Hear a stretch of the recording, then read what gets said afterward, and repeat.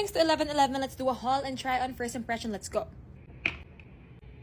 Sobrang daming makeup na binili namin ng kapatid ko. A lot of these are very new to me, so first time ko ito try. Now I'm giving you guys my first impression. Moisturize na kasi ako, so I'm gonna start with primer.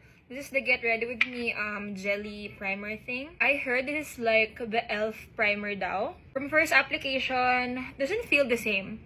Ooh, medyo namula ko. So, first impression, it feels a bit like a silicone moisturizer. That's how I would describe it. Parang siyang moisturizer in a sense na half of it my skin absorbs and half of it is on top of my skin. Pero yeah, I'm excited to see how this applies with foundation on top of it. Before that, let's use this Get Ready With Me brow thing naman. I'm excited kasi guys, wala akong kilay, so hindi ko ma-justify bilhin to talaga. Ang pangit ng laminating side sa akin guys. Pero yeah, let's see.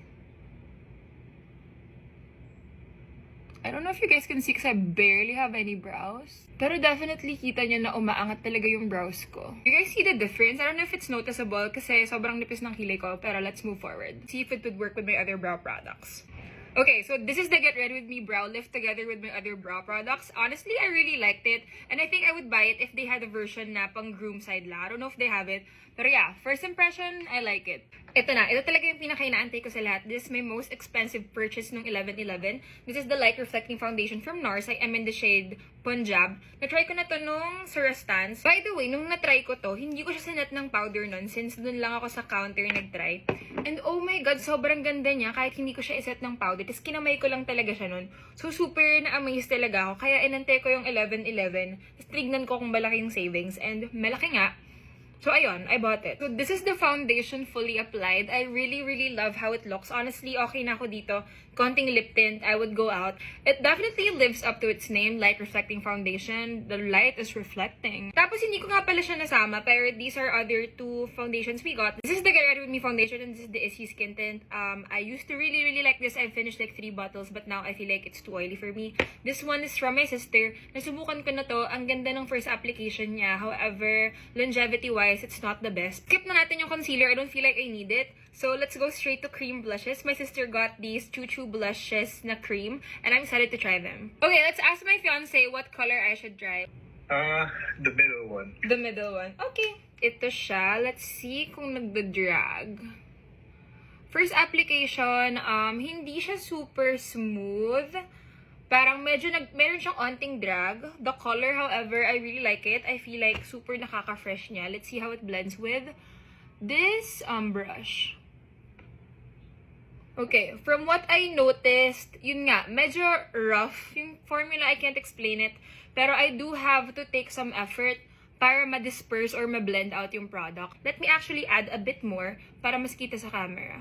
Pero yeah, pansin nyo ba, like, ayun o, may drag siya. Masarap to see how it blends. That color is beautiful. Grabe, parang glow from within. It's in the shade Pink Pomelo. Okay, powder bronzer time. I got these from Vice. Pero yung blush, baka hindi Vice gamitin ko, baka Issey. Para ma-compare ko lang yung formula. Oh my god. Di ako sanay. Ang intense nung formula. Ang kapal niya, guys. Wait, I don't know if I'm using the wrong brush or super intense ng formula. Kailangan magaan yung kamay mo. Or nagpapatchy talaga siya. Actually, let me try another brush. And then let's try on the other side. This is a bigger, fluffier brush. Tap it off.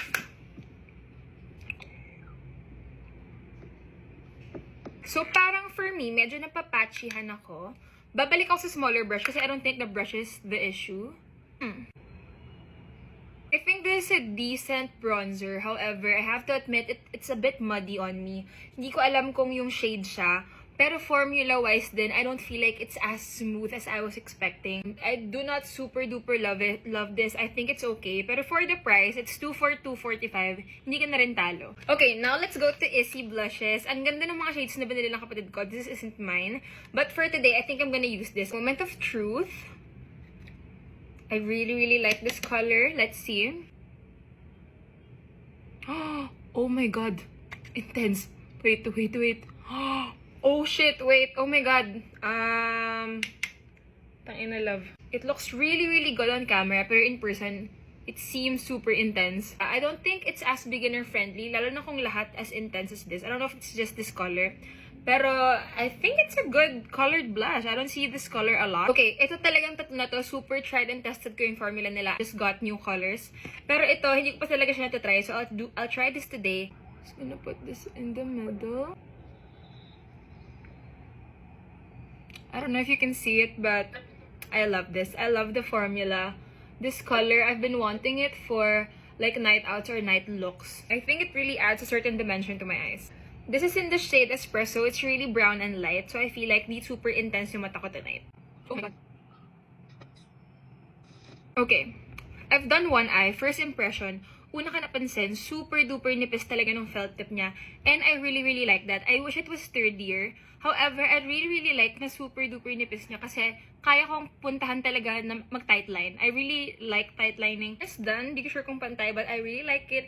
It looks really cute. So far, I like the felt tip. Pero the real question is if this would last long. And I'm gonna find out after I wear it throughout the day. And last sa lips, these are the Happy Skin Lip Mallows. Nung nakita ko pa lang yung ad nito, inabangan ko na talaga siya. And I got 4. I got Cinnamon, Low-Key, Shy Latte, and Chica. My favorite is Low-Key, so that's what I'm gonna show you guys.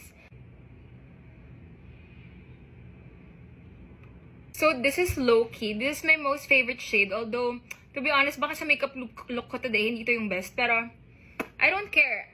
I really like it. I think it really brings out my eyes and my hair color. Sa taas, pero blonde ako sa babae. Pero, yeah, I think it really looks good with my natural skin tone, my natural features.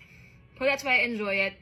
And with the formula naman, kahit kasi na-try ko na to for all day, guys, kumakapit talaga siya. It's a really, really good product. I think, although 1 week ko pa lang siya nahawakan or like a few days, it's one of my favorites now. I bring it everywhere. Super ganda niya mahulas. Tapos, I know it looks intense now, but in around an hour, sobrang magda-die down to a more natural color, which I really enjoy. However, I also really enjoy this color. I really, really like the Happy Skin Lip Mallows. This was a really good haul, and I'm really, really happy with the new makeup that me and my sister got. And yeah, bye!